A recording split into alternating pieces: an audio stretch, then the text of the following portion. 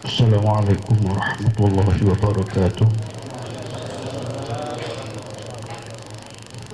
Alhamdulillahilladzi 'allamal Qur'an khalaqal insan wa 'allamahul bayan. Asyhadu an la ilaha illallah wahdahu la syarikalah wa asyhadu anna Muhammadan 'abduhu wa rasuluh. Ba'athahu Allahu kaffatan lin-nasi basyiran wa nadhira. Saudara-saudari yang dikasihi di rahmat Allah sekalian, kita masuk kepada bab yang ketiga, pengenalan kepada penyakit-penyakit jasmani. Setelah asas bagi pengobatan ini anda telah fahami, asasnya kita bersandarkan kepada petunjuk-petunjuk Allah dalam Quran dan kepada petunjuk-petunjuk Rasulullah SAW, hadis-hadis yang sahih, dan kita ambil daripada amalan ulama-ulama salaf, betul-betul ulama yang muktabar, menjadikan rawatan penyakit bersandarkan pada ruqyah, sesuatu yang disyariatkan, dituntut, malah digalakkan kita melakukannya. So asas 10 itu dalamnya banyak ada ruqyah, bacaan untuk penyakit-penyakit jasmani. Dalam kitab-kitab At-Tibbun Nabawi, pengobatan Nabi, daripada bab awal lagi ulama telah menyebutkan, dia kata al-maradu maradani. Klasifikasi penyakit itu ada dua. Satu, maradun jasmani, penyakit jasad, fizikal ataupun biologi. Yang keduanya amrad ruhani, penyakit-penyakit ruhani. Penyakit ruhani termasuk sihir, termasuk penyakit jiwa, gila, tidak tenteram, hati tidak senang melihat orang senang. Apa sahaja yang dibangsakan kepada spirit, kepada roh, kepada rohani, kita akan berjumpa kemudian. Semalam ni kita mulai masuk kepada pengenalan kepada penyakit jasmani. Ini penyakit jasmani ini penyakit yang very natural, penyakit tabi'i. Tidak ada manusia yang tidak sakit. Walaupun insan itu Rasulullah, kekasih Allah, orang yang paling hampir dengan Allah, para anbiya, para rasul, cuma kita tenangkan kepada penyakit yang Allah uji dengan Allah Ayyub alaihi salam. Ayyub alaihi salam, insan yang Allah ujinya untuk pengajaran kepada umatnya, dan kepada semua umat-umat yang mengaku Allah sebagai Tuhannya. Diuji pada mulanya dengan kenikmatan hidup yang melimpah ruah. So Ayyub seorang nabi yang kaya.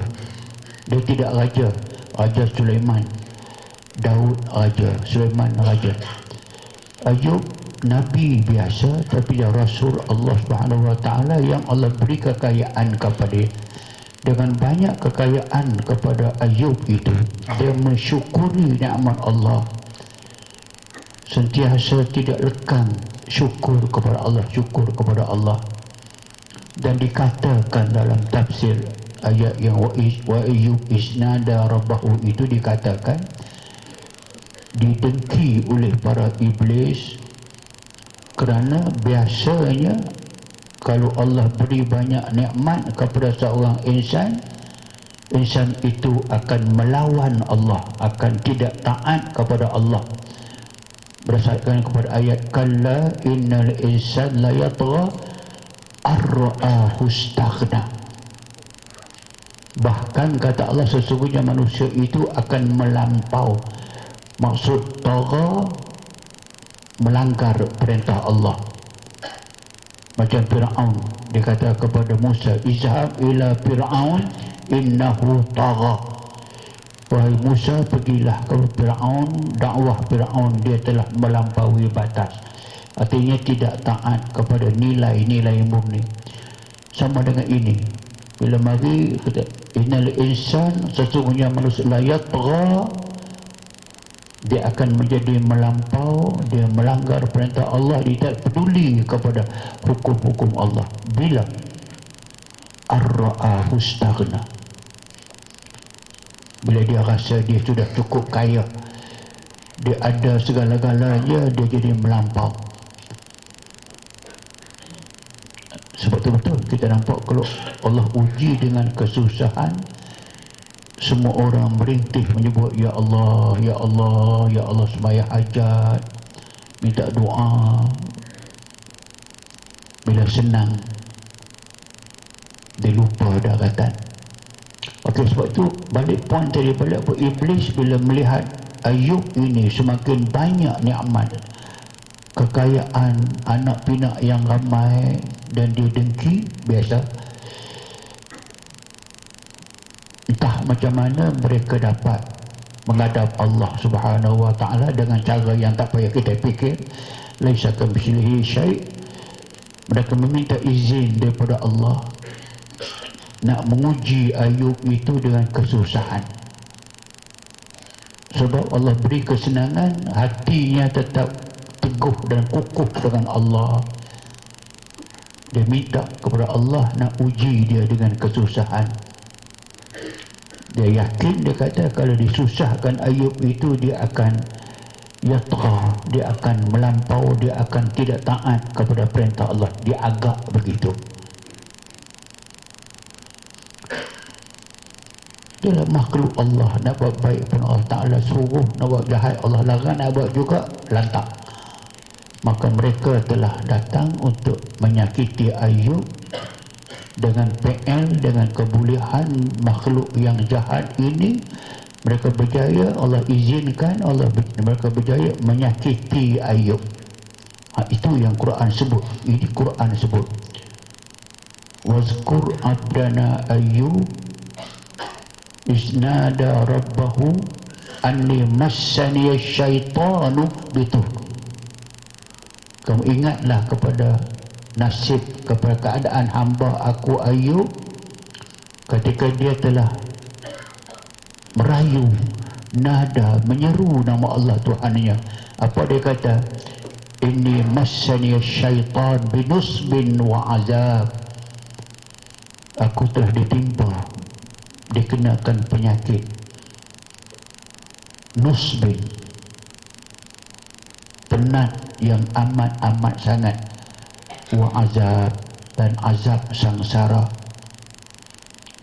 Apa dia? Syaitan telah menyebabkan dia kulitnya pecah-pecah, kulitnya berair, sakit, nusbin, penat, azab, dan azab.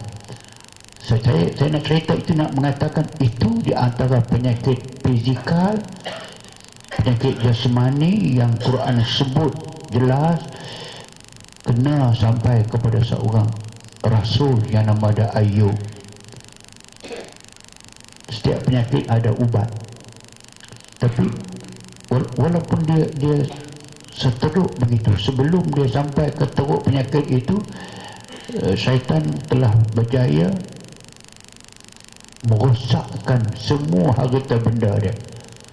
Kata dia kaya, rumahnya musnah, kekayaan dia habis. Setiap kali habis, hilang, musnah satu harta dia, dia kata alhamdulillah, amanah aku semakin ringan. Harta sebagai amanah, semakin aku kaya, semakin berat kewajipan aku untuk menguruskan harta. Kamu ambil balik, alhamdulillah, aku syukur. Anak-anak dia mati, dia bersyukur. Sebab akhirnya tidak berjaya dengan cara ambil balik harta. Istighna, kalau kaya dia derhaka, kalau dia miskin dia mungkin mengamuk, tak berlaku. Sampai badan dia sakit macam mana pun tetap dia wa ayu isnada rabbah, dia mayu kepada Allah Tuhannya. Akhirnya Allah sebut kepada dia jalan untuk keluar, urkud birijlika hada muqtasalun baridun wa syarab. Pergi cari air. Urkud birijlika maksud hentak kaki di bumi. Sebab idza darabtum fil ardi falaysa 'alaikum junahun atau salat. Darabtum fil ardi maknanya kamu mengembara. Ini makna urkud birijlika, maknanya jalan cari air. Berdoa kepada aku, kata Allah, aku sembuh penyakit. Dia berbuat demikian, maka cari air, doa, minum air itu, mandi dengan air itu dan minum, maka dia sembuh. Fastajabna lahu, kami tunaikan hasrat hati. Fakashafna ma bihi min dur, kami singkapkan, kami habiskan kemudaratan yang kena kepadanya. Wa atainahu ahlah, isteri dia dengan baki anak dia yang telah meninggalkan dia, bukan kerana benci, tak sabar hati melihat kesengsaraan Nabi Ayub. Sahabat-sahabat dia dan anak pinak dia menjauh diri. Bila dia sihat balik, subur balik badannya, tak ada sebarang penyakit, hilang segala-galanya. Wa atainahu ahlahu wa mislahu ma'ahum, sama dengan mereka ada ramai lagi orang yang telah tidak jauh, lari jauh daripadanya. Rahmatan min indina, itu rahmat kami kepadanya. Wa dzikra lil abidin, peringatan yang baik untuk orang yang nak beribadat kepada Allah Subhanahu wa taala. Maka kita sebut dalam itu sebagai mukadimah. Itu di antara contoh Al-Quranul Karim, penyakit fizikal yang mungkin kadang-kadang penyakit fizikal puncanya makhluk halus. Satu yang kita belum sampai kepada kepastian betul, tapi makhluk halus ni ada isyarat dalam hadis Nabi. Macam Nabi kata, aqlimil asfar fa inna syaitan yaq'udu ala ma tala tahtahu. Potong kuku, jangan bagi dia panjang. Aqlimul asfar, potong kuku kamu, jangan bagi dia panjang, kerana syaitan duduk di bawah kuku yang panjang. Fa inna syaitan yaq'udu, syaitan duduk ala ma tala, pada kuku yang panjang. Duduk di mana? Di bawahnya. Dan hadis Nabi dan Quran ada yang makna, dia makna majaz. Makna majaz ini maknanya dia mengisyaratkan kalau kuku yang panjang, kuku yang menggaruh situ, menggaruh ini, memegang itu, memegang ini, ada virus yang duduk di bawah kuku itu. Kokotoran dunia yang melibatkan yang nama dia virus ataupun al-virus bahasa Arab. Bila virus duduk di bawah itu biasalah kuku. Kalau makan tak basuh dan sebagainya, berkemungkinan yang nama dia virus itu boleh masuk dalam badan kita, menyebabkan penyakit. So semua pakar doktor mengatakan memang kuku inilah yang membawa banyak penyakit. Tamah sudah ada virus dunia, bumi, tai binatang, tai orang masuk dalam kuku kita. Kita garu kulit pula, so kulit luka, maka virus yang ada di bawah kuku itu mudah sangat masuk dalam badan kita melalui kulit yang telah rosak. Sebab kita nampak satu bukti mudah, bukan eksperimen. Kalau anda gatai di sini, ada garu di sini gatai, lepas tu garu paha pula, sekejap sini gatai, sini pun gatai. Atau virus di sini dah pindah ke sini. Tapi virus yang third class tu tak apa. Makan Panadol pun mampu dah. Itu kena virus yang tidak boleh mati dengan mudah. Situ. Tapi saya just nak mengisyaratkan, mengatakan memang ada hadis di bawah kuku itu ada syaitan duduk. Kemungkinan maksud syaitan di situ ialah yang menyakiti manusia adalah virus. Tadilah macam datang penyakit kulit, dia mudah berjangkit. Kita pegang orang yang ada penyakit berjangkit, kena badan kita, maka memang kena.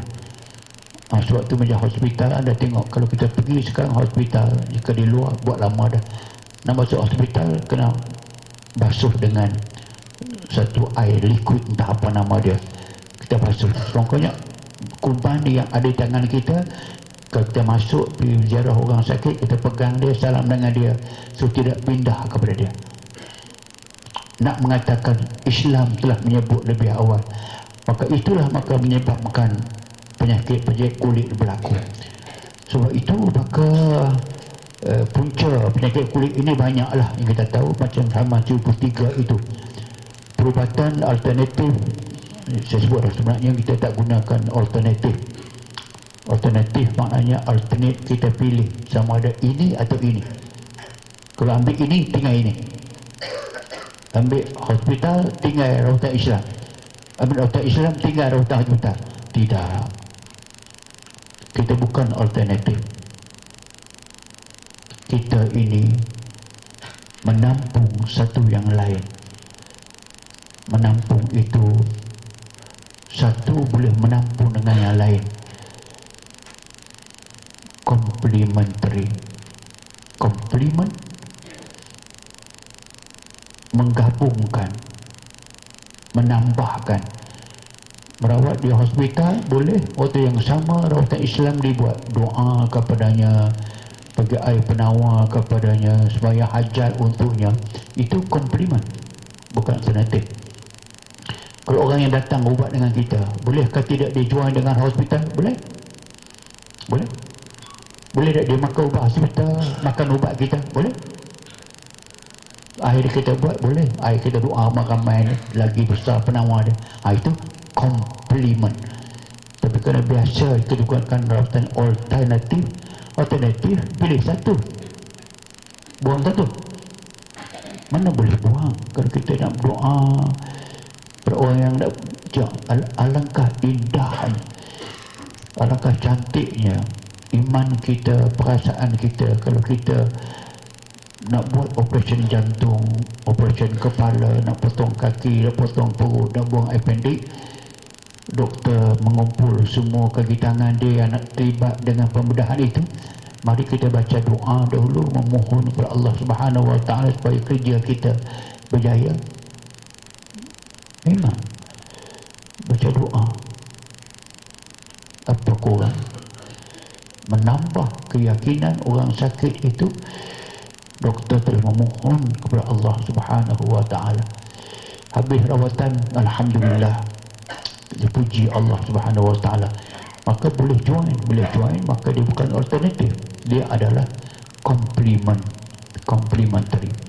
Okey, perubatan komplementari seperti yang ada perubatan Cina, perubatan herba, macam juga banyak perubatan herba. Jangan makan saja macam kita makan ubat doktor. Di mana pernah ada doktor suruh kita makan ubat darah tinggi,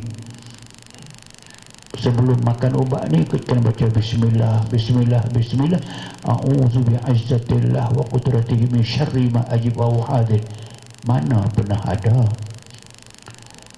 Dia tulis di luar tu, sebelum makan ubat ini baca dulu bismillahirrahmanirrahim. Dia tak pernah sebut. Yang ada pun goncang sebelum makan. Ada orang yang dia lupa goncang, dia makan ubat tu, oh tengok Allah kena goncang, goncang ramput. Itu yang menjadi fokus. Tapi dah, kalau dia orang faham dan kita faham, cantik kita mohon kepada Allah. Bismillah. Kau baca doa pendek itu, a'udzu bi'izzatillah wa qudrati min syarri ma ajid wa uhad. Apa sajalah yang macam itu memang dia berguna. Sebab maka penyakit jasmani ini sama ada penyakit sebagai urat saraf, banyak hal yang berhubung dengan ataupun mana-mana penyakit sendi. Apa sahaja yang kita mengeluh, jiwa kita jasmani kita bermasalah, situ yang kita panggilkan dengan penyakit jasmani. Pengertian penyakit jasmani kita sebut ini, terdapat beberapa istilah ataupun berkaitan dengan penyakit jasmani ini. Pengelasan penyakit secara saintifik dengan menggunakan kaedah tertentu dikenali sebagai nosologi.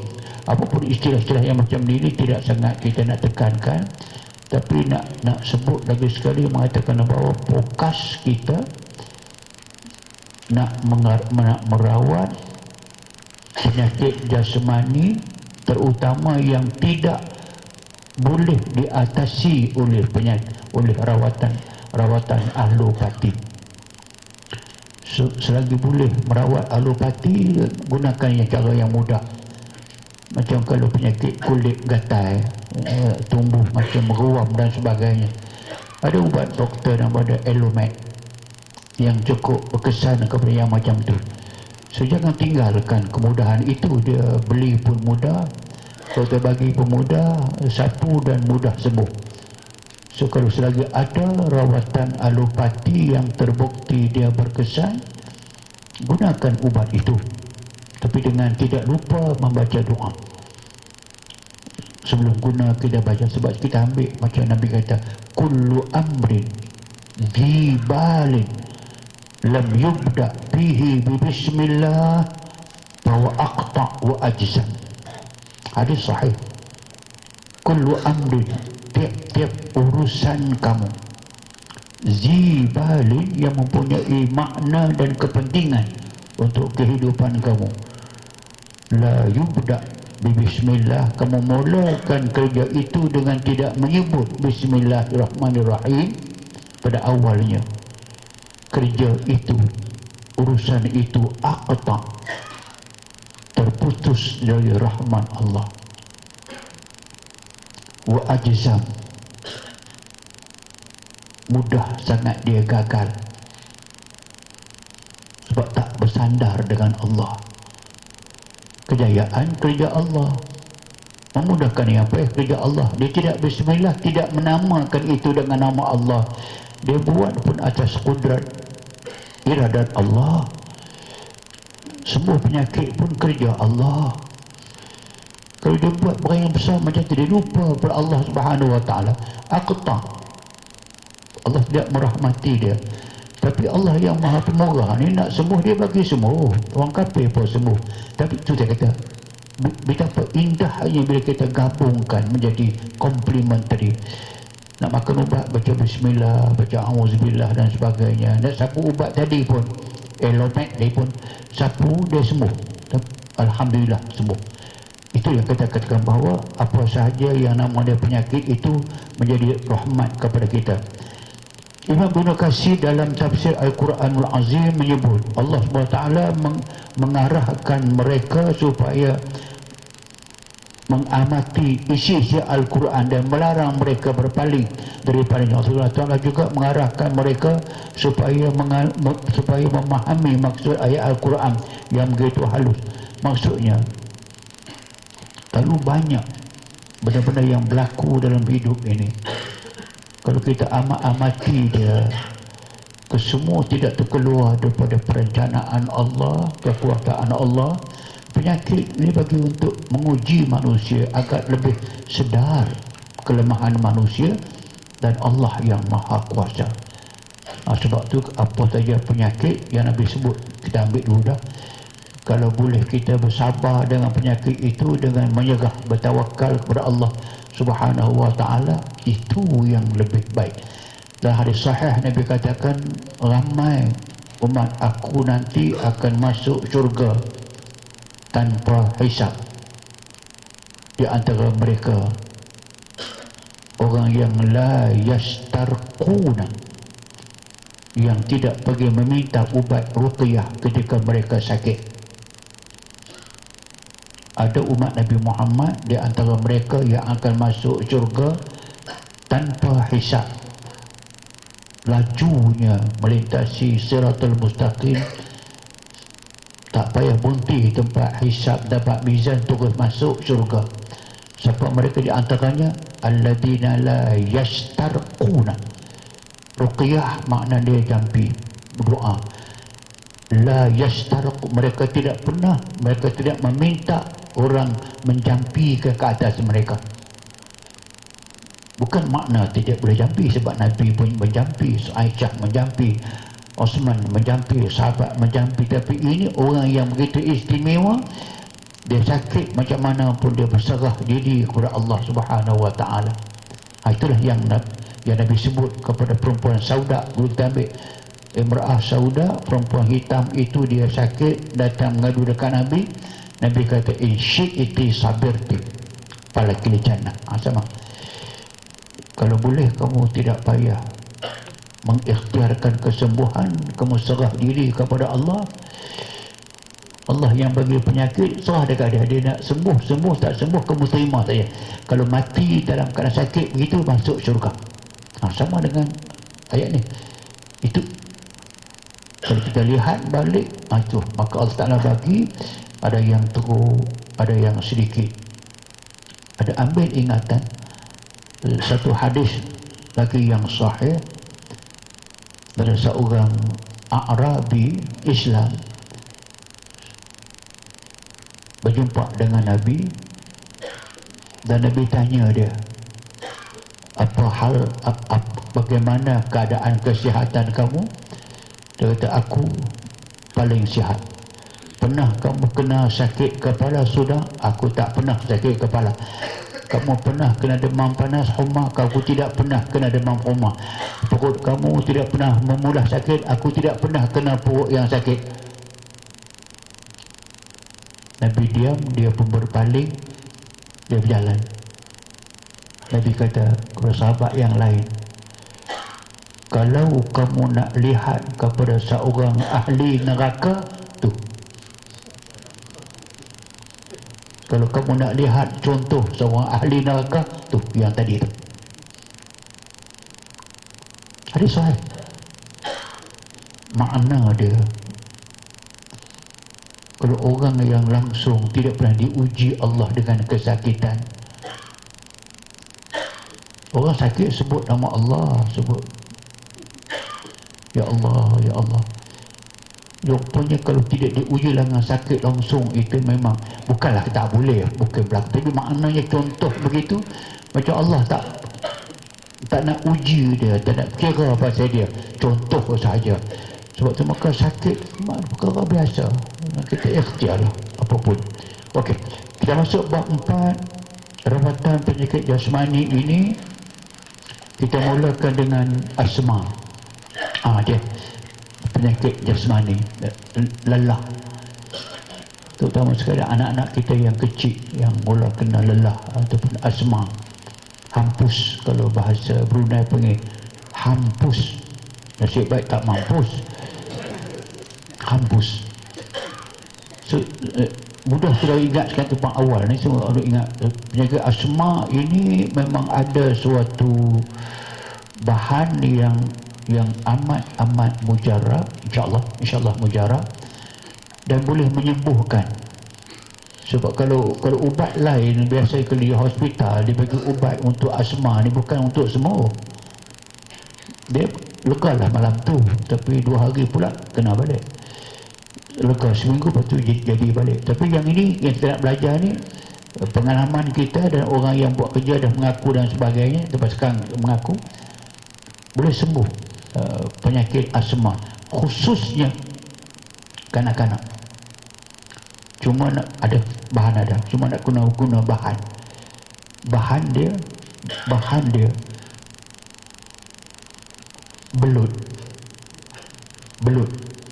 belut tu. Nak pakai yang mana?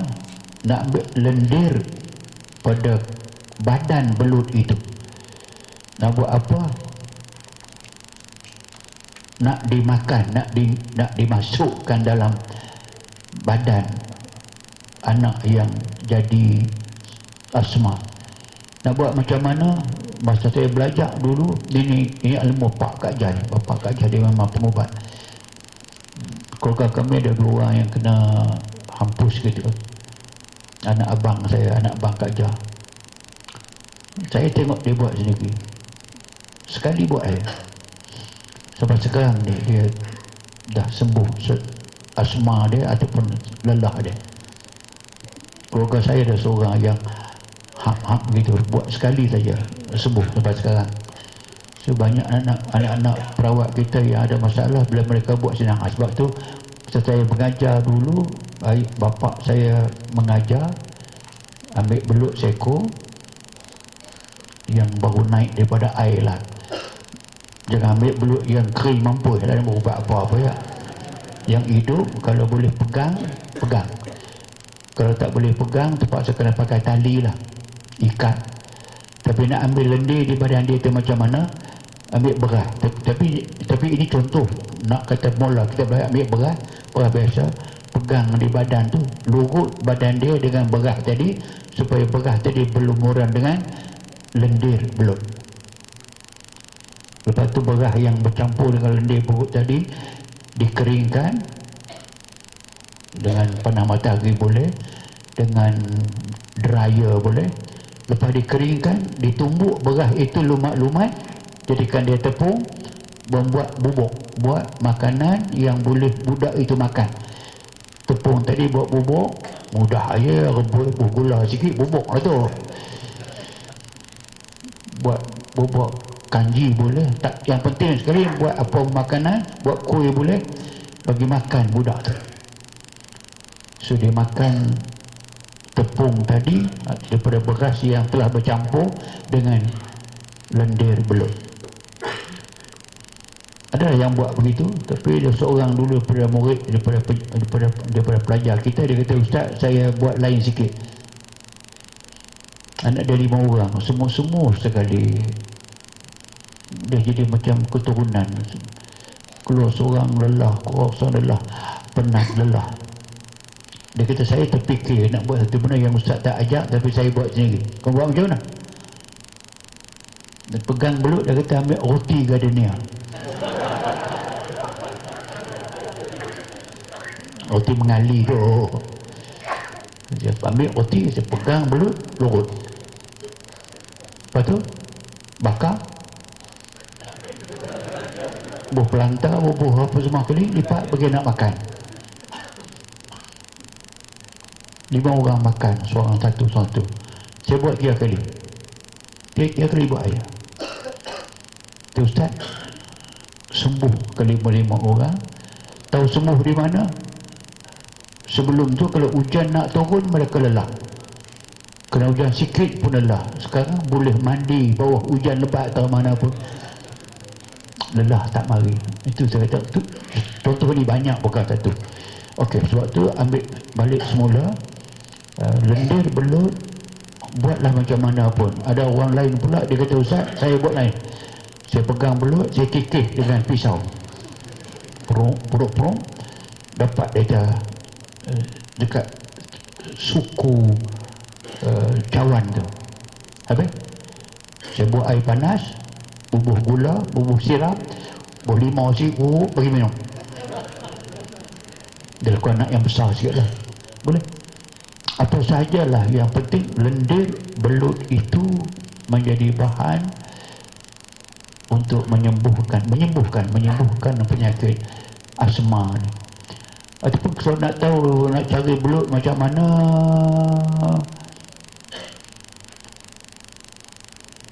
kalau musim padi diambil, selesai mulai kering bendang, kan dia ada air yang tempat yang ada lubang tu, yang ada di lubang itu, kalau keruh air lubang itu, dalam tu memang ada belut. So pakai pancing, bubuh umpan daging ke umpan ayam boleh, suruh sekejap dia makan, dia tarik. Pancing lah, payah, ambil yang mudah. Yang mudah sekali tangkap belut ni, tangkap apa yang mudah sekali, pergi pasar borong lah, ada orang jual. Memang dijual. Tapi kau nak carinya, kalau anda ada di kampung, ada parit yang ada air, biasanya ada belut ni. Itu di antara hikmahnya, memang dia ada tepi-tepi rumah. Kalau rumah kita, rumah kampung ada sungai, ada parit-parit gitu, memang ada belut. Kalau tempat yang ada belut, nak tangkap dia mudah sangat. Tapi kena pakai buluh. Buluh panjang, dalam katakan 1 depa begitu. Buluh ada potong, buat lubang. Jangan buat lubang semua sekali, buat lubang semua sekali. Ujung ni tidak dipecahkan, dia punya tutup tu kan, dia punya buku tu. Yang lain semua dibuang, apa nama ni, buku tu, supaya dia masuk. Yang ni dia jadi macam perangkap.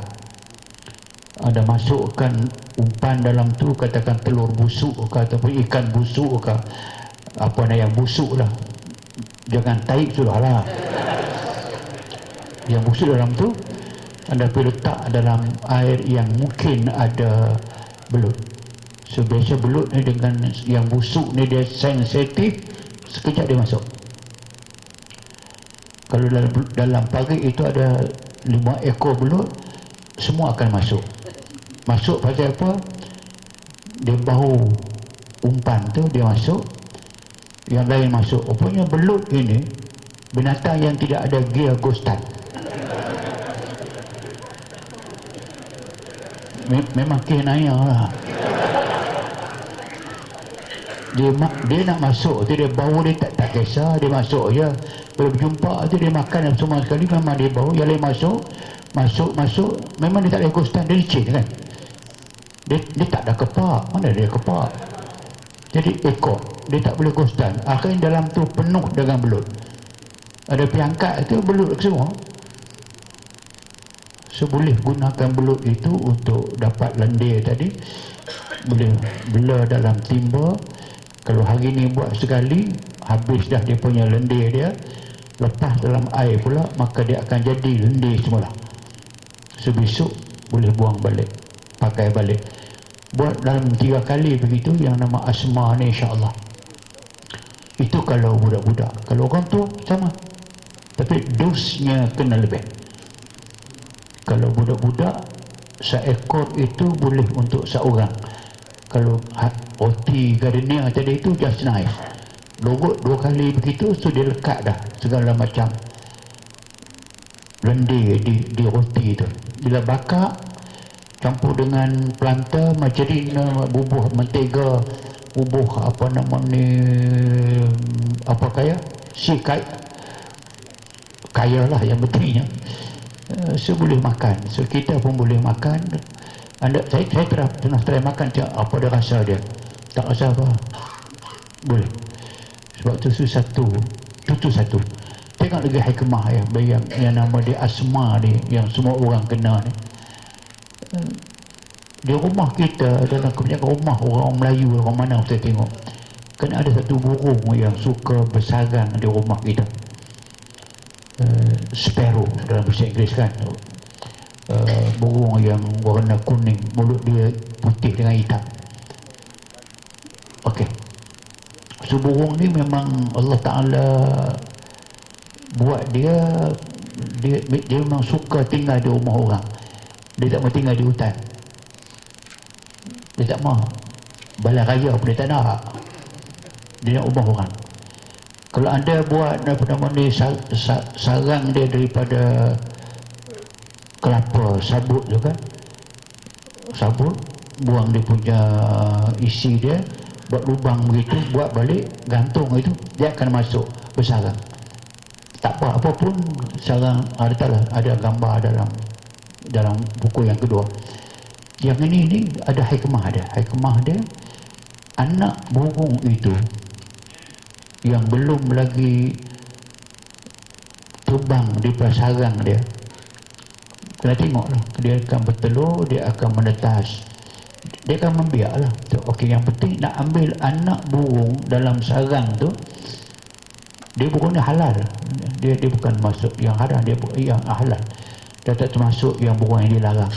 Sembelih dia dengan niat kerana Allah untuk buat ubat.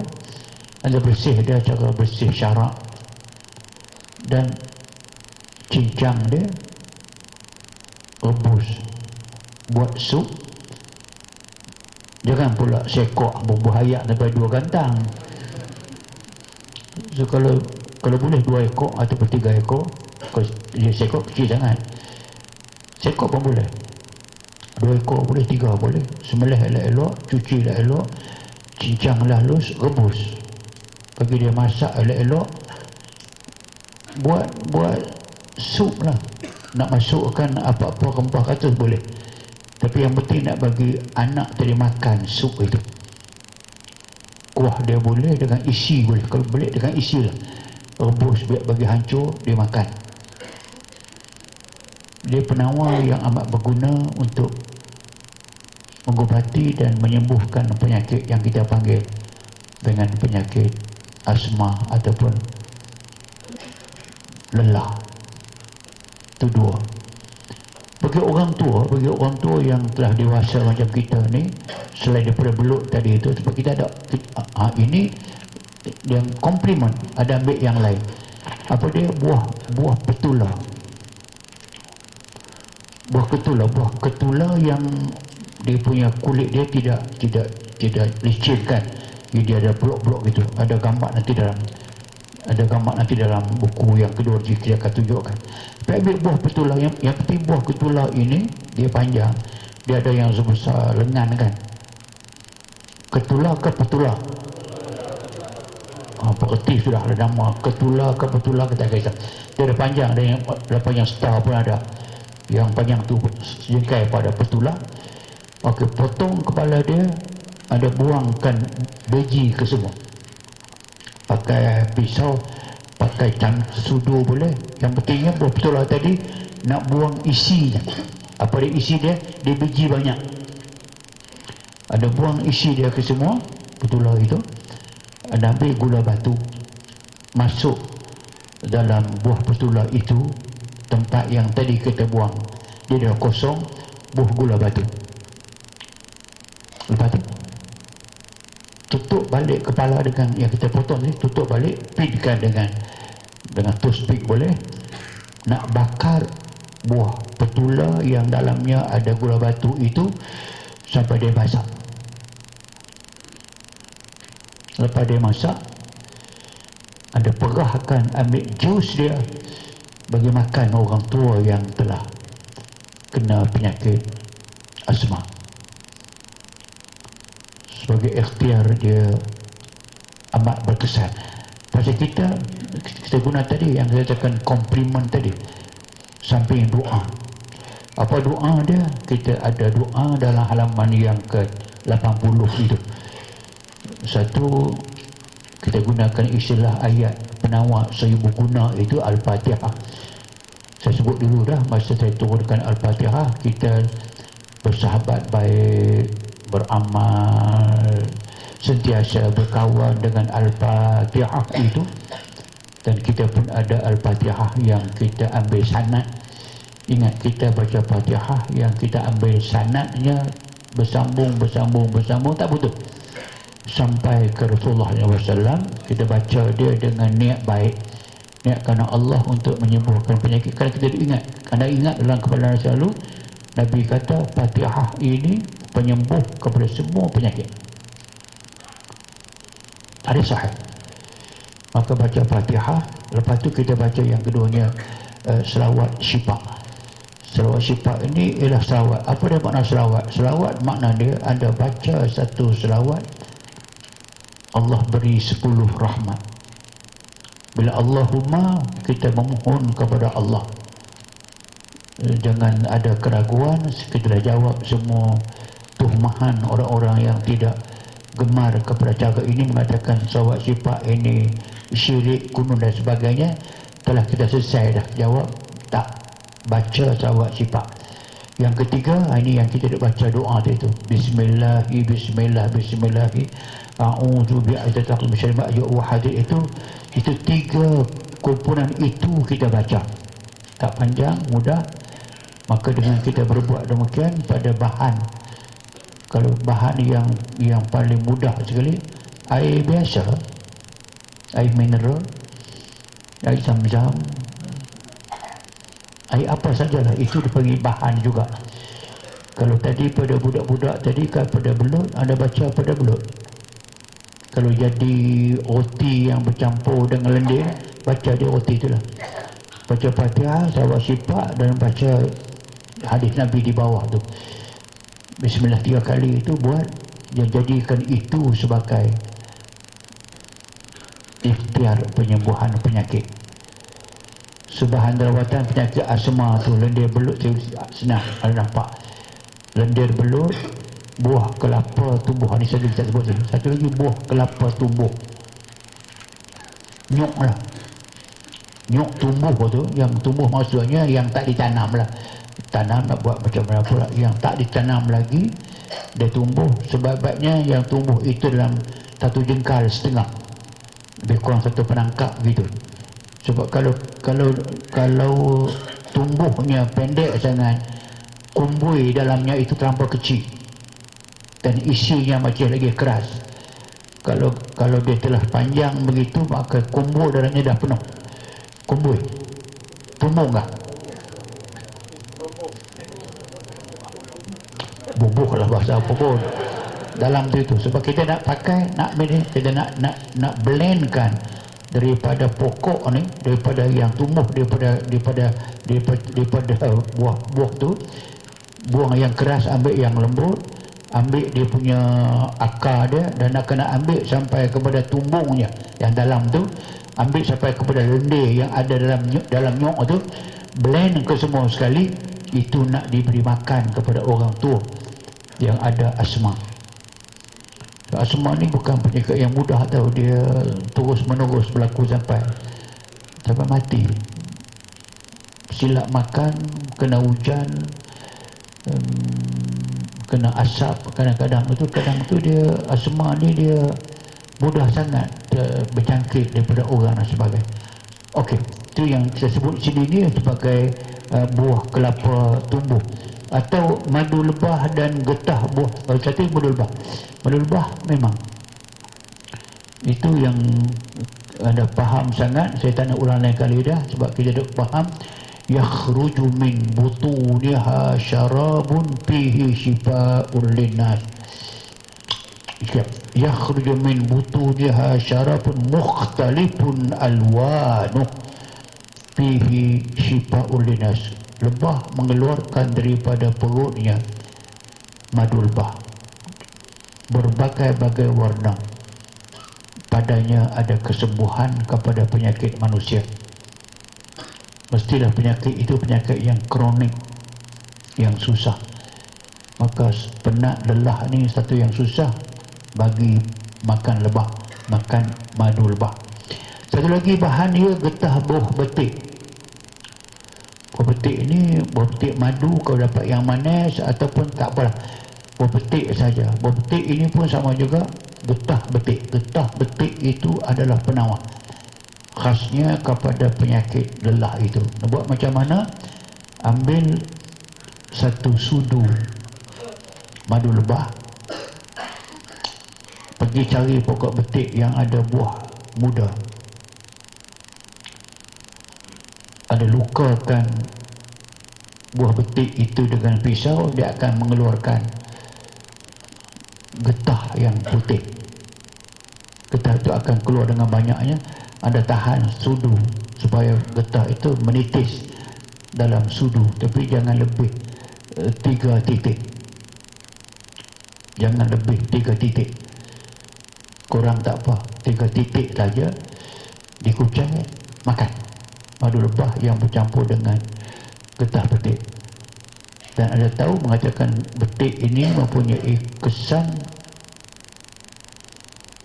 yang amat kuat kepada satu yang saya sebut ke Maghrib. Saya ingat lagi sekali, kalau anda menghadapi masalah ataupun jiran anda ataupun kawan kena penyakit denggi, Kompom tinggi kerana badan dia panas tak mau turun, dan bintik-bintik biji nampak doktor kata tinggi, nyamuk Aedes demam tinggi.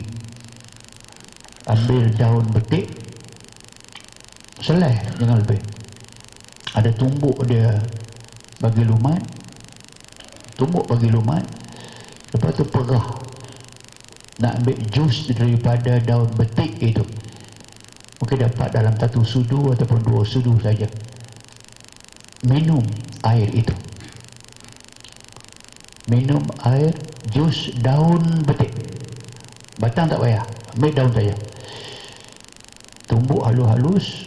Kalau daun tu kecil, ambil 3 helai. Biasanya daun tu besar. Kalau sedang, ambil 3 helai. Tumbuk halus-halus, dia berair, masuk dalam sebuah tangan boleh, pulai supaya keluar jus dia. Ada seorang hamba Allah, saya suruh dia buat begitu. Dia ini jenis gelojoh tu lah. Dia kata tak payah perah, dia makan ke semua tu.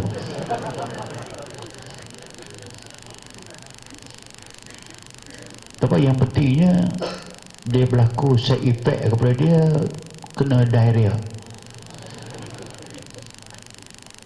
Teruk dia kena diarrhea tu. Tapi yang pentingnya, tinggi dia semua. Sebab dia efek.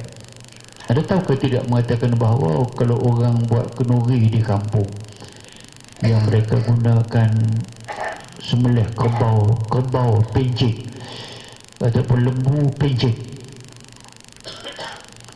biasanya lembu pencit, kerbau pencit ni daging dia keras, tak macam lembu muda. Bila keras itu ada masak macam mana pun dia keras, dia tak empuk dia panggil. So orang kampung dia mudah nak empukkan daging yang keras itu.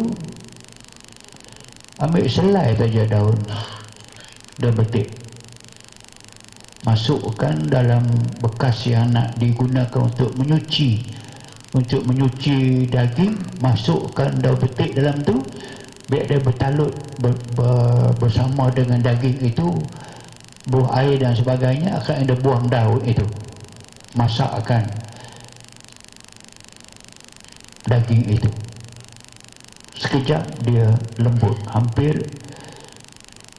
hancur. Bagi makan dekat orang, semua puji tak, siapa pandai sembelih lembu tu, tua berdengung tapi daging dia lembut. Dia kaitkan orang yang betul, ada petua, tak apa, ambil catat, bagus, daging tu lembut, betul, bagus, makan sedap, bagus. Tapi banyak orang yang tak dan sampai ke rumah, dia pangsai, dia diarrhea, dia muntah, dia berak, habis ke semua orang yang makan kenduri kena. Sebab tu orang tak buat, tapi cuma nak lepas sesak boleh. Orang buat juga, usah buh sampai 1 helai, sikit je, tapi dia lembut. Maknanya kekuatan yang ada pada daun itu dapat diperufkan dengan boleh lihat daging yang sekeras itu boleh lembut. Ayam pencit masak, dia keras, patah gigi, dah berbuh sikit daun tu dia lembut. Okey, kita balik yang besar tadi. Semua memang daripada getah dia boleh ubat tadi, daun dia boleh jadi ubat. Untuk kanak-kanak, sup anak burung Cik Omar tadi saya sebut tadi, itu di antara bahan-bahan yang boleh anda guna pakai. Sampai yang menjadi core yang utama tadi itu ialah kita baca doa 3 tadi itu. Anda usah bimbang sangat tentang komponen doa-doa macam ni, sebab kalau tertukar pun tidak mengapa. Tak apa, anda tidak baca salawat syifa, ada salawat tafrijiyah, salawat nariyah, ataupun baca salawat Allahumma shalli ala Muhammad, Allahumma shalli ala Muhammad sebagai contoh. Dan kita tidak ada dipanggilkan dengan salah baca itu penyakit akan menjadi ada side effect. Tak ada kena mengena. Ada nak baca dalam ni law anzalna yang kita baca tadi, Anda nak baca dalam ni law anzalna, boleh. Tapi sebagai tertib kita dah susun dah. Kalau untuk ini daripada pengalaman orang tua dulu sampai kepada kita, 3 ini mujarab, baca 3 ini. Kalau baca 3 tidak sembuh, tukar yang lain. Sebab kita dah banyak. Sebab kita akan hafal nanti sampai 33 komponen. Tapi pegang dulu kaedah dah, asalkan anda baca ayat Quran yang kena, yang ada asas dia, maka dia boleh menjadi penawar kepada penyakit itu. Cara penyediaan dan penggunaan bahan saya sebut tadi. Lendir belut ambil macam mana anda tahu dah. Buah kelapa tumbuh tadi saya sebutkan, pilih buah kelapa yang telah bercambah kira-kira 1 kaki tinggi, itu lebih kurang. Jangan pendek sangat, jangan panjang sangat dia dah jadi lain dah. Ambil lebih kurang gitu. Ambil umbut tu yang daripada yang tumbuh, yang akan jadi batang kelapa nanti, itu dia bagi dalam tu ada umbut. Ambil umbut dia, pucuk akar pun kita ambil, tumbung kelapa dalam pun kita ambil, tidak termasuk tempurung. Ambil tempurung pula, guana mu ni kerah berdengung nak ambil macam mana, tapi disebut dia elok jugalah. So nak ambil yang lembut-lembut lah, jangan ambil yang tempurung tu, jangan ambil tu. Akhir semua tu kita gunakan pengisak, blender boleh, blender ke semua sekali tu. Akhirnya tapiskan, kemudian ambil air yang telah ditapis untuk minum. Sebelum diminum bacakan kombinasi doa di atas terlebih dahulu. Getah betik muda dan madu lebah saya sebut tadi dah. Kemudian sup anak burung saya sebut tadi dah. Dengan itu asas telah ada, anda balik baca semula pelan-pelan, anda dapat maklumat, oh ini cara pengubatan ni. Boleh sampai kepada peringkat menyembuhkan penyakit-penyakit yang dipanggil degil untuk disembuhkan oleh perubatan moden. Orang tua pun ada yang sampai pakai inhaler Ventolin tu, tak berhenti, kena bawa mana pun ada. Tapi kita ada ikhtiar, insya-Allah kalau rajin berbuat demikian, gunakan kaedah kita, maka dia akan sembuh dengan izin Allah Subhanahu Wa Taala. Satu lagi sempat kita ambil, satu itu penyakit buasir. Kita menghadapi di antara isu-isunya penyakit-penyakit yang memang praklinik. Maksudnya pesakit itu telah mendapat rawatan klinik lebih awal, ulang balik klinik dan sebagainya. Macam buasir, orang yang kena buasir kalau dia buat perbedahan pun bukan sekali, bukan dua, kerana berpuluh kali sanggup bedah, lepas tu jadi balik, bedah jadi balik. Tapi kita insya-Allah ada ubat yang boleh menyembuhkan buasir. So, tapi satu saya ingat kepada mula, buasir ini penyakit yang menyerang rektum dubur kita. Punca daripada cacing rambu, daripada pemakanan kita yang menjadikan cacing, dan tidak ada rawatan lebih awal untuk membunuh cacing itu. Akhir cacing rambu ini memang cacing, memang dia korek dubur itu. Akhirnya diluka, akhirnya sampai boleh keluar rektum itu. Bila kita buang air besar boleh keluar, boleh masuk balik. Sakitlah, menyeksa, terutama bila makan cili akan jadi sakit yang bersangatan. So kita kena. Tapi saya sebut tadi itu, kadang ada penyakit yang hampir sama dengan itu, tapi dia bukan buasir. Dia sama ada lymphoma, adik-beradik dengan kanser, ataupun kanser banyak jenis. Kalau kanser, walaupun nampak macam buasir, ubat kita ini dia tidak mujarab, tak sembuh. Tapi kalau dia masuk yang nama dia buasir itu, yang puncanya daripada cacing rambu, dia menyerang dubur, rektum, tempat mengunci rektum, tempat mengunci tahi keluar tak boleh, bila nak berak dia buka tempat itu tu rosak, maka dia berdarah. sakit. Maka penyakit itu kita panggil dia penyakit buasir. Bila kita berak, teran kuat-kuat, dia keluar, dia buang, menyeksa. Saya tak tahu, saya tak nak kena, minta auzubillah. Tapi banyak yang kita rawat boleh dikatakan tanpa kecuali, dengan syarat dia memang buasir. Kita rawat dengan rawatan kita ini, insya-Allah dia sembuh dengan izin Allah Subhanahu Wa Taala. Dia ada bahan buasir ini. Okey, yang pertama kita ambil dulu apa dia doa yang nak kita baca, apa dia bacaan dia. Sebab sebelum jumpa dengan bahan, kita terpaksa hadapi realitinya, dia perlu kepada rawatan segera. Maka segera air dengan doa kita, pegang tempat yang dia sakit di perut, dia pegang dan baca doa ni. Pertama Fatihah, 2 salawat syifa, 3 salawat tafrijiyah. Yang keempat tadi bismillah 3 kali dan a'udzubillah 7 kali. Dan lihat kepada halaman 86 itu doa tambahan rawatan penyakit buasir. Yang lain, yang pertama ini kita tengok sebagai satu daripada susun cara. Lepas kita baca Fatihah, kita baca salawat syifa, ada akan jumpa ada hafalan. Saya bagi terus, sudah ikut saya. Bismillahirrahmanirrahim. Allahumma salli ala sayyidina Muhammad tibbil qulubi wa dawaiha wa afiyatil abdani wa shifaiha wa nuril absari wa diyaiha wa ala alihi wa sahbihi wa barik wa sallim. Itu kita kenali dengan selawat syifa. Selawat itu sebagai bahan memohon Allah menyembuhkan, bukan Muhammad syifa.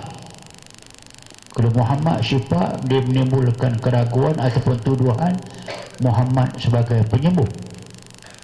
Penyembuh adalah Allah. Perantaraannya ayat Quran juga menjadi penyembuh. Perantaraan tu wanunazzil minal Quran ma huwa syifa. Kami turunkan Quran menjadi kesembuhan. Yang menyembuh bukan ayat, tapi Allah. Kalau ayat menjadi penyembuh, selawat syifa merupakan doa. Sebab itu kita namakan selawat syifa. Jadi orang yang dengki ini, dia gunakan, dia kata mereka menggunakan Muhammad sebagai syifa, Muhammad sebagai penyembuh, maka dia syirik. Kan tajuk ada selawat syifa. Kenapa yang khianat tubuh nama Muhammad syifa? Dan selawat syifa itu ada dalam permulaan muqaddimah dalam At-Tibbun Nabawi. Tibbun Nabawi itu di muqaddimah dia yang dibuat oleh Syekh Abdul Khalid, Abdul Khalid, orang yang mengaji Masih tahulah, ulama besar, dan Syekh Mahdi yang menjadikan seorang rektor, menggunakan permulaannya Allah amin tibbil qulubi wa dawaiha. Jadi memang telah digunakan dan diboleh. Lepas tu tambah dengan salawat tafrijiyah. Ini pun saya bagi ikut ya. Allahumma salli salatan kamilah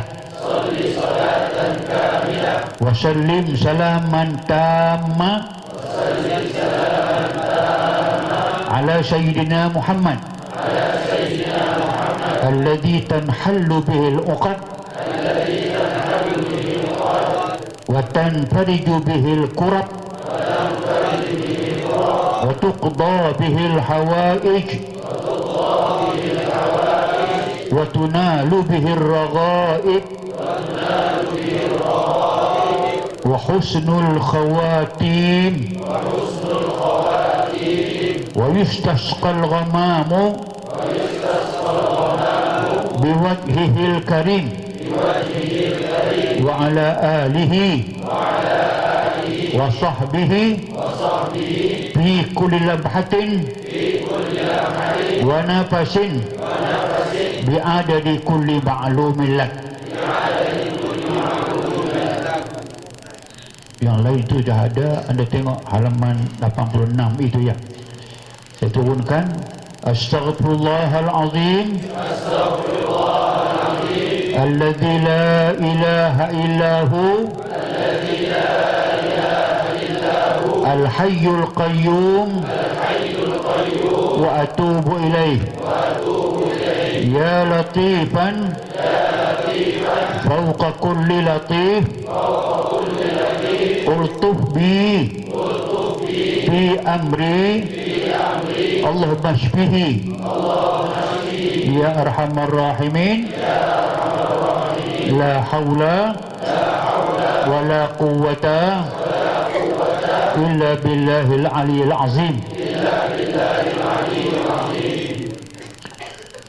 Itu sudah maksimum, campuran ke semua doa, munajat, selawat, istighfar dan sebagainya. Sebab kita nak ubat penyakit yang agak kronik, susah. Pada susah itu doa pun agak susah, agak panjang sikit. Tapi insyaAllah pelan-pelan anda hafal Fatihah, salawat syifa, salawat tafrijiyah, Bismillah 3 kita bagi. Ini Bismillah 3. Kita ada Bismillah 3, Bismillah 5, Bismillah 7. Bismillah 3, Bismillah 5, Bismillah 7. Yang ni panggil Bismillah 3. Pasal apa? Bismillah, Bismillah, Bismillah. Namanya begitu. Ada Bismillah 5 kita belajar nanti, Bismillah 7. Itu yang kemudian tadi itu memang kita memohon dengan istighfar. Istighfar juga merupakan penawar. Ya latifan itu memang kita bermunajat sampai yang akhir itu macam kita menyerah. La haula wa la quwwata illa billah, memohon kesembuhan daripada dia. Itu adalah bahan utama dipanggil bacaan ruqyah. Lepas tu ada bahan yang kedua kita panggil dengan daun semperai. Daun semperai ini kita akan detail saudara, nanti mungkin akan didedahkan bagaimana nak menyediakan ubat yang dibuat daripada daun semperai. Yang daun ini kita dapati bahawa dialah yang di antara benda yang dapat dilihat dengan mudah. Bila makan daun semperai yang dibuat, yang dicampur daun semperai, kita masak, kita tumbuk dia bagi lumat-lumat, dimasak dengan minyak sapi tulen. Bukan minyak sapi yang dijual di kedai-kedai itu tidak tulen, itu campuran lain. Minyak sapi tulen, minyak sapi, nama minyak sapi tapi susu itu susu lembu, susu kerbau yang dibuat minyak sapi daripada susu. Masakkan daun semperai yang telah kita tumbuk lumat sampai masak, itu yang kita buat macam makjun sebesar kelingking itu dan dimakan oleh orang yang sakit. Buat sementara ini, kalau saudara yang ada buasil ataupun kawan ke keluarga yang ada buasil, memang ada, saya minta di antara pembantu saya yang telah berusaha pergi cari daun itu dan dia tumbuk dan dia buat sendiri. Tapi saya kata jual lah, yang munasabah ada dijual. Saya nak buat dia payah. Saya baru saja minggu sudah ada seorang pegawai mas di Langkawi ada buasil, Kak Jah isteri saya bawa balik bagi dekat dia, bagi dia makan. Dia yang kena buasil itu dah kita dah 10 tahun dah. Bila makan dia kata alhamdulillah, dia dah kering, dia dah berak, tak sakit dah, dia rasa tenang dan lapang. Maksud dia kata tu tanda ini baru 2-3 hari sudah baru jumpa. Okey, yang ini kita akan pergi detail nanti bila sampai pada masa kita nak buat persediaan. Pertama ada kena kenal dulu daun semperai macam mana. Saya akan tunjuk dalam minggu hadapan insya-Allah ta'ala. Demikian dulu malam ini, insya-Allah kalau yang dapat sempat saya jawab soalan 1-2. Saya lebih suka yang pendek-pendek, jangan panjang-panjang sangat. Berkaitan dengan hadis yang menyatakan antara orang yang masuk syurga tanpa hisab adalah orang-orang yang orang-orang yang tidak minta diruqyahkan. Bagaimana pula bagi orang-orang yang sakit tetapi disebabkan dia tidak berubat, menyebabkan dia tidak dapat melaksanakan amanatnya separuh, datang ke pejabat kerana berusaha untuk mendapat kesembuhan, perlukah dia mendapatkan rawatan? Saya sebut tadi bukan datang perasan, special saja.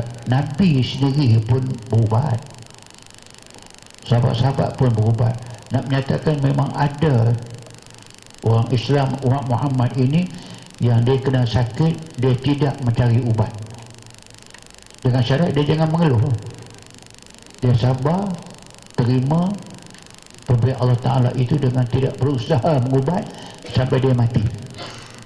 Tak ramai lah orang macam tu. Sebab tu dia katakan sebahagian sahaja umat. Okey, bagi orang yang sakit tadi, yang memang dia tak mampu untuk menanggung kesakitan itu, dia kena berubat. Saya pun berubat. Berubat boleh, bukan makna menafikan orang jangan berubat. Tak, berubat pun disuruh. Tadawaw ya ibadallah, berubatlah wahai hamba-hamba Allah. Memang disuruh. Yang tadi itu bukan makna dia berdosa, tak.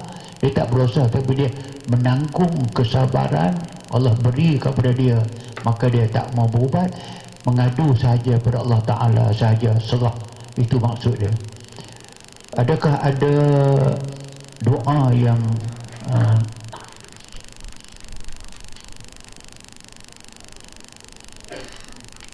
terbaik bagi mengubati bayi yang berumur 1 bulan lebih yang mengidap sesema? Biar tadi itulah, kalau bayi yang baru kecil dia kena sesema, doa yang pernah Nabi pernah ajar kita, doa Allahumma raham jildahur raqiq wa asmahud daqiq wa ilqahu saghir, akan terjumpa nanti, bukan malam ni insyaAllah. Saya pernah berbuat dengan seorang ustaz dengan menggunakan pukulan sebatang lidi di belakang badan dan sebagainya. Ini saya faham. Memang satu daripada rawatan itu dengan menggunakan pukulan dengan lidi. Seorang dulu saya pernah belajar, dia tak beramal saja, dia pukul dengan batang berak, batang keladi berak. Walaupun lembut tapi dia amat sakit. Macam sebut tadi itu juga jenis rawatan, dan boleh kita terima rawatan itu kalau tidak ada cara yang lain. Metode rawatan banyak, yang jenis pukul ada, yang pernah tarik, ada yang pernah rendam. Saya sebut satu benda. Ada satu rawatan nampak macam rawatan moden yang menggunakan kaedah elektrik, yang dimasukkan dalam satu bekas besen besar, masuk air jernih putih dalam tu, masuk kaki dalam tu, lepas tu on ke elektrik, dalam masa 15 minit begitu akan keluar daripada kaki anda. Dia sebut seolah-olahnya ada bahan-bahan yang toksik yang begitu tinggi dalam badan kita, maka air itu jadi macam air hanyir dan macam air acar hitam. Saya syak, kata ini tak betul. Tapi isteri saya cakap, ya pergi buat. Itu tak betul. Keluar buih-buih hitam keluar. Adik saya di kampung mari buat, semua bagus. Satu hari seorang hamba Allah bermurah hati beli alat tu, bagi hadiah kat saya. Alat baru hadiah kat saya. Yang pertama buat di rumah saya, kaki saya bubuh dalam air besen besar itu, tak tepat 5 minit saya tengok air itu dah hitam. 10 minit air itu dah berkadak betul, buih keluar. 12 minit dah maksimum hitam regap air itu. Teruk begitu ke aku ni?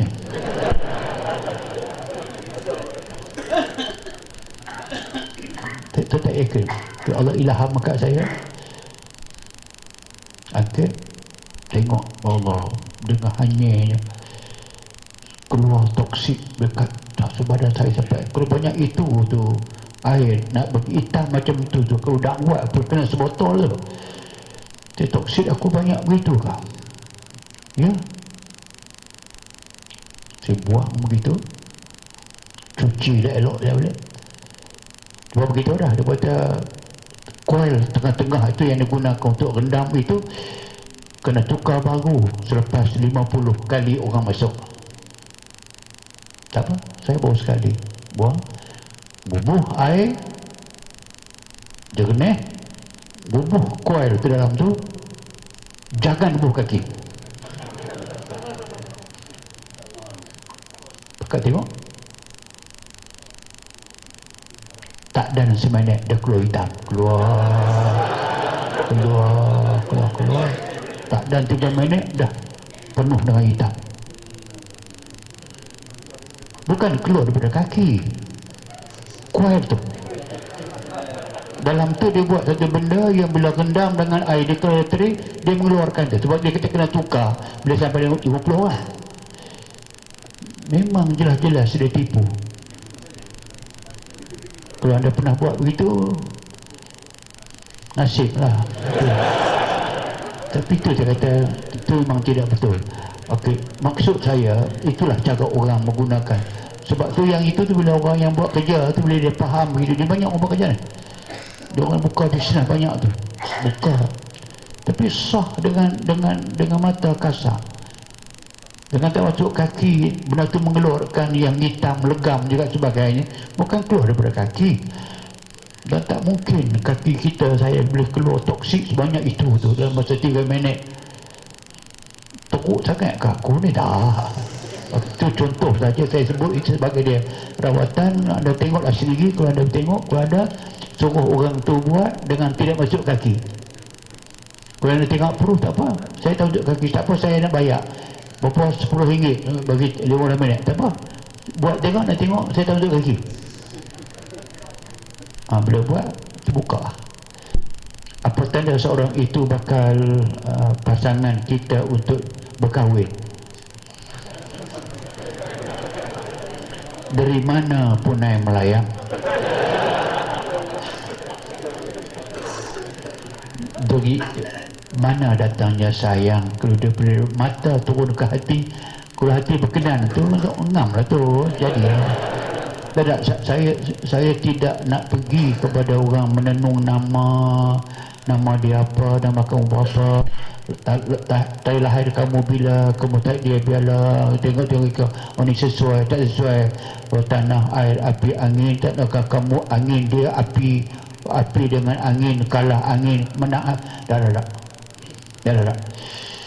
Baliklah kepada hadis Nabi, iza ja'akum man tardawna dinahu wa khuluquhu fazawwijuhu illa taf'alu takun fitnatan fil ardi wa fasadin 'arid. Hadis sahih.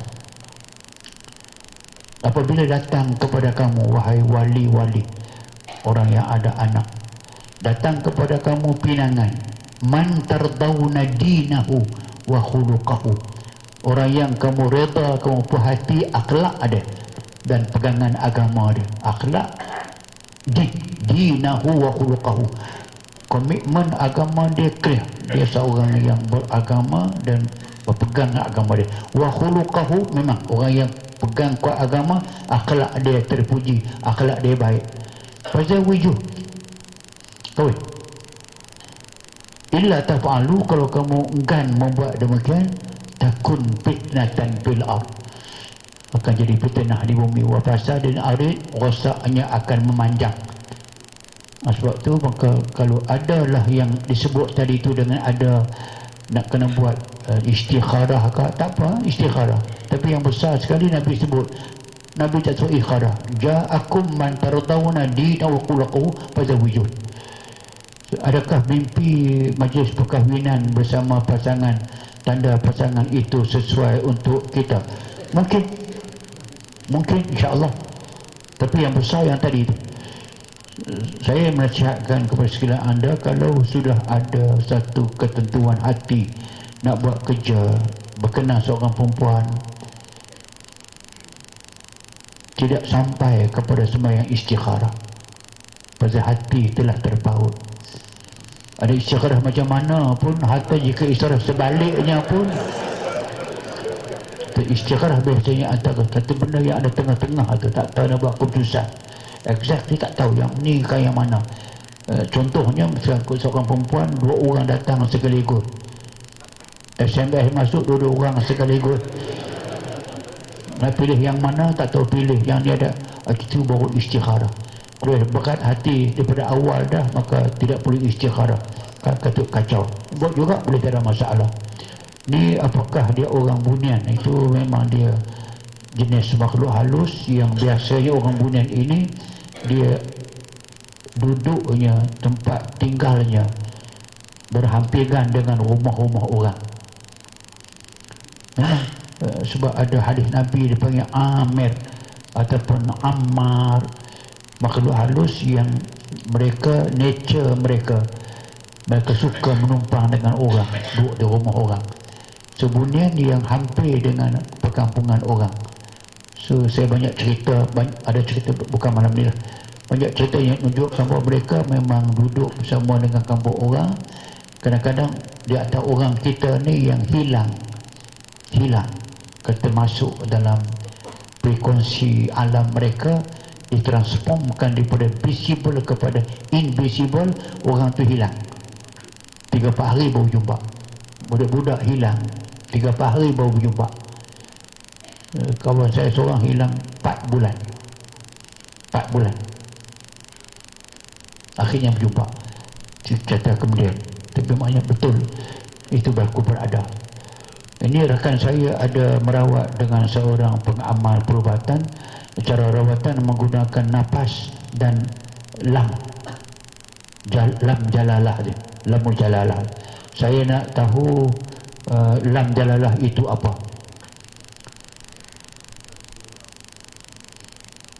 Tidak pernah ada sebarang petunjuk dalam rawatan ruqyah Islam yang amalan macam menggunakan lamul jalalah. Lamul jalalah itu Allah Jalla Jalaluh. Jalla lam tu, digunakan lam itu dengan menyebut beberapa kali tahan nafas, hisap nafas dan sebagainya, maka dijadikan sebagai rawatan. Tidak pernah ada sebarang asas. Mengapa nak cari yang payah, yang paling mudah, yang ada asas? Tak nak buat. Kita baca Fatihah, baca selawat sifat, itu merupakan rawatan dah. Kita akan belajar kemudian. Yang macam itu datang meragukan, kita tak terlibat dan kita pun tak mau nak mengatakan itu sesat. Tak. Dia ada pihak lain yang mengukur. Tapi kita nak mengatakan bahawa kalau ada rawatan lain yang jelas boleh digunakan, guna yang jelas, yang tidak timbul. Lamul jalalah itu disebut Allah Jalla Jalaluhu. Ada 2 lam. Jalla lam yang pertama, Jalla yang kedua, Luhu lam 3.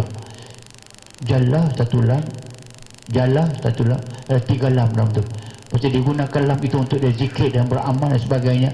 Dia bukan membaca ayat Quran sepenuhnya. Wallahu a'lam. Saya mengubat mengapakah badan seorang itu boleh bergetar di satu kawasan tertentu. Ini satu daripada petanda mengatakan bahawa kalau ada indication ataupun petunjuk satu tempat itu, kita berubah mood kita, berubah perasaan kita, berubah fizikal kita, naik bulu rumah dan sebagainya, rasa seram dan sebagainya, menunjukkan tempat itu ada sesuatu yang tidak kena. Ada tak kena. Pasal benda rohani ini dia mudah touch dengan rohani juga. Yang rasa itu bukannya hati kita, sanubari kita, rohani kita, dia dapat kesan dengan barang itu yang tidak baik. Bila tidak baik itu dia datang reaksi yang tidak baik kepada kita, untuk mengatakan, untuk menyatakan kepada kita maklumat tempat itu bermasalah. sama dengan badan kita kalau sakit kepala masalah, sakit lutut bermasalah, dia bagi signal ada sakit. Okey, yang tadi itu untuk kita berawat, tapi jangan mudah menyebut kepada orang rumah tanah keras memang buat dari simen. Jangan. Tapi kita boleh merawat, sebab saya sebut awal dah, rawatan Islam ini bukan merawat orang sakit sahaja. Rumah sakit, rumah yang tidak sesuai didiami, rumah yang tidak tenang, kita merawat. Especially terutama kalau rumah yang ada tempat yang ada berasa. Saya rasa ada tempat ni, saya rasa ada yang tak kenal, situ kita rawat.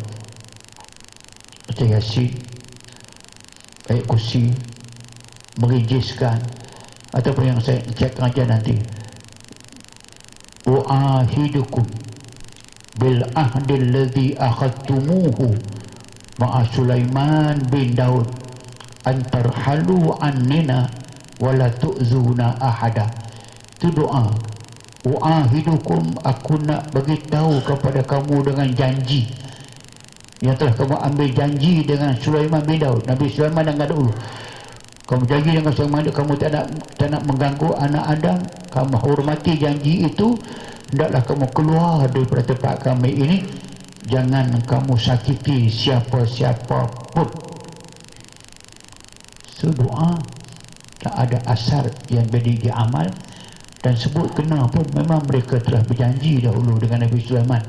Sulaiman anak Nabi Daud, Sulaiman bin Daud. Irhalu, kalau bahasa tak baiknya, berambus kamu daripada sini. Irhalu, kamu beredar daripada sini. Wala tu'zuna ahada, jangan kamu sakiti siapa-siapa pun. InsyaAllah dengan memohon demikian, keadaan akan, itu yang saya baca doa ulang. Kita pergi merawat Twin Tower baru ni. Twin Tower Petronas ganggu sampai ke atas. Atas Dr. Mahathir ya. Sampai efek kepada orang bekerja tu, kalau malam perempuan tak mau kerja, tak mau buat, semua balik awal. Efek lah kepada report. Saya kata boleh, tapi saya nak minta orang atas tu yang jemput kita, bukan orang bawah. Sorry lah, takut timbul fitnah nanti. Tu orang atas uruskan, tak apa. Dia hantar 4 bah, sorry, kita pergi. Saya doa pakai mikrofon itu, InsyaAllah kita buat keadaan pulih balik, orang bekerja tak takut dan sebagainya. Itu di antara saya sebut ada kaedah untuk kita atasi dia dengan cara syarak, bukanlah mulajalalah. Bagaimana cara mengubati penyakit kenang dan lawat, ini kemudian kita akan berjumpa. Yang akan datang tu saya tak nak jawab lagi, kerana kita ada masa untuk kita berjumpa akan datang. Apa khasiat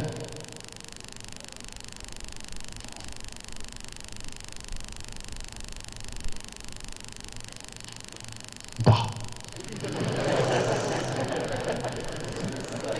Peranan berlaku, pernah berlaku di rumah orang kahwin dan juga warung-warung menjual makanan, nasi atau makanan dimasak menjadi mentah, tak masak. Walaupun api cukup panas dan air pun cukup periuk, boleh. Okey, apakah ini pun perbuatan sihir? Bagaimana cara mengatasinya? Berlaku, ada sebut tu memang berlaku. Ada khianat, orang khianat nak merosakkan satu kerja baik, macam kenduri sebagai contoh. Kawah yang dimasak, satu kawah nasi dimasak itu memang tak masak-masak.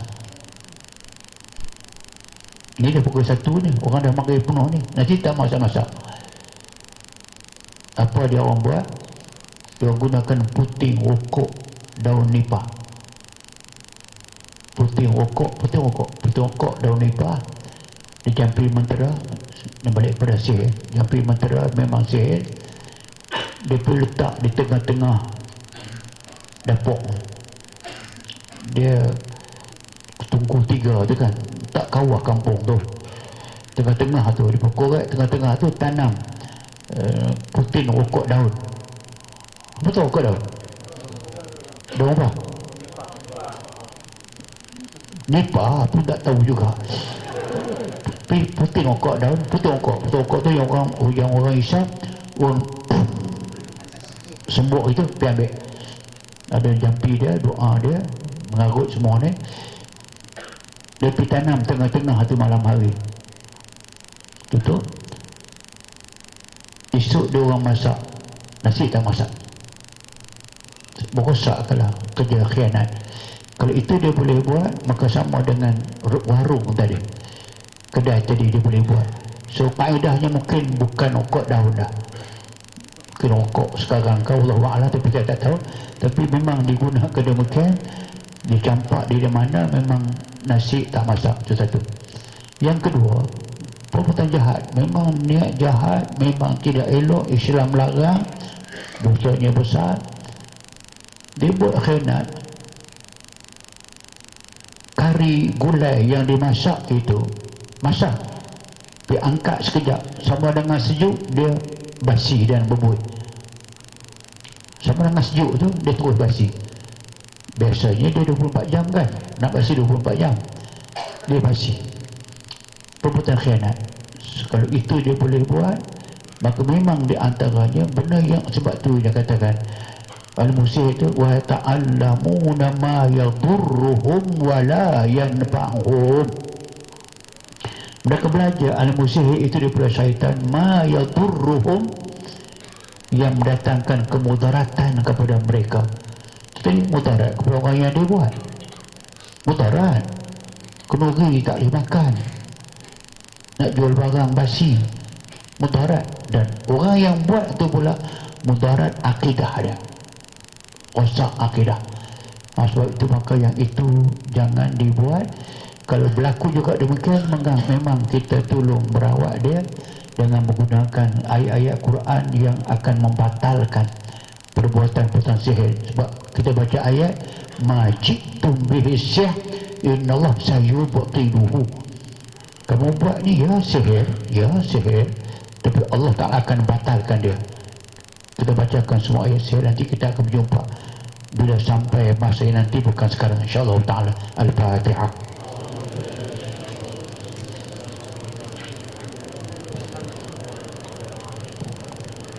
Iyyaka na'budu wa iyyaka nasta'in shiratal mustaqim shiratal ladzina an'amta 'alaihim ghairil maghdubi 'alaihim waladdallin. Allahumma shalli 'ala sayyidina Muhammadin wa alihi wa sahbihi ajma'in. Alhamdulillahilladzi hala bidakal hamdika hamdan. Allahumma rabbana taqabbal a'malana khalisah liwajhikal karim. La hawla wa la quwwata illa bika ya Allah. Ihmina jami'an ya Allah. Ihmina min jami'al khawtiq wal ghala wal waba wal mihan birahmatika nastaghfir ya Allah. Aslih lana sya'nana kullahu ya Allah. Wahfazna min jami'il kulli hamar rahimin walhamdulillahi rabbil alamin. Subhanakallah bihamdik asyhadu an la ilaha illa anta astaghfiruka wa atubu ilaik. Bismillahirrahmanirrahim. Wal 'asri innal insana lafi khusr illa